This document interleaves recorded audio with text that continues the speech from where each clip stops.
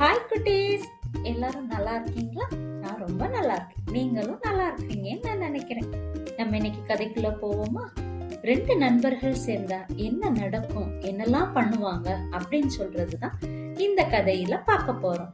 நம்ம கதையோட ஹீரோ ஒரு குட்டி யானையும் ஒரு குட்டி எறும்பும். யானையும் எறும்பும் சின்ன வயசுல இருந்தே நண்பர்கள். ரொம்ப அன்பா ரொம்ப பாசமா 2 பேரும் இருப்பாங்க.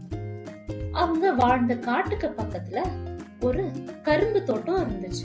ஒரு விவசாயி அந்த கரும்பு தோட்டத்தை வளர்த்துட்டு இருந்தாங்க. யானைக்கு கரும்பு மேல ஒரே கண்ணு.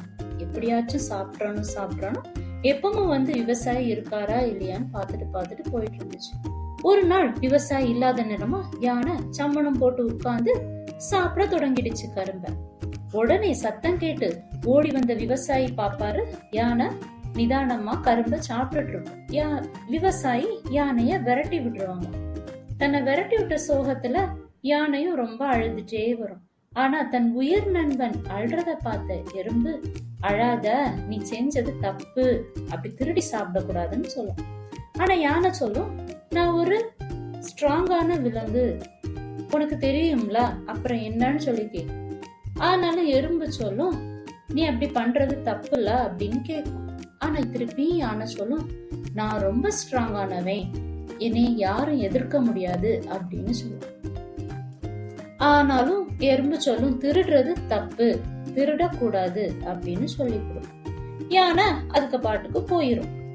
காட்டுல ஹோலி பண்டிகைய கொண்டாடலாம்னு சொல்லி எல்லாரும் சேர்ந்து பிளான் பண்ணிட்டு இருப்பாங்க. ஆனா யாருக்குமே காட்டுல குட்டி யானையே பிடிக்காது. ஏன்னா அது ஒரு அடம் பிடிக்கும், சொல்வார்த்தையே கேட்காத குட்டி யானை.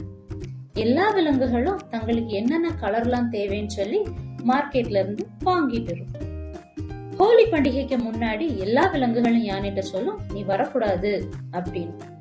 ஆனா நம்ம யானை எங்க கேட்கும்?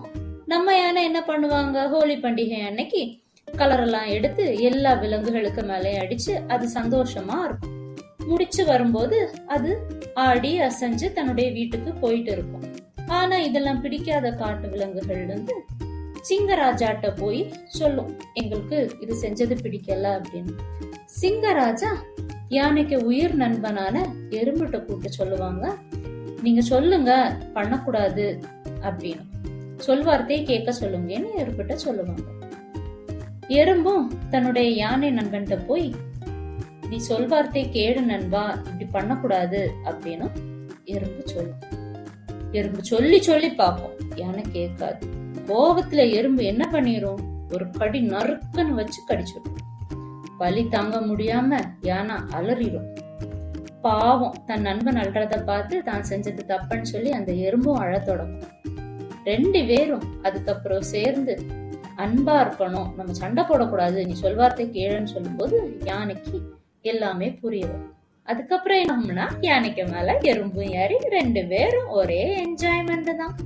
இந்த வீடியோ பார்த்ததுக்கு தேங்க்ஸ். அதனால நீங்களும் சம்மர் வெக்கேஷன்ஸை ரொம்ப என்ஜாய் பண்ணுங்க குழந்தைங்களா. நம்ம அடுத்த வீடியோல பார்ப்போம். பாய். மறக்காம லைக் பண்ணுங்க, ஷேர் பண்ணுங்க, சப்ஸ்கிரைப் பண்ணுங்க.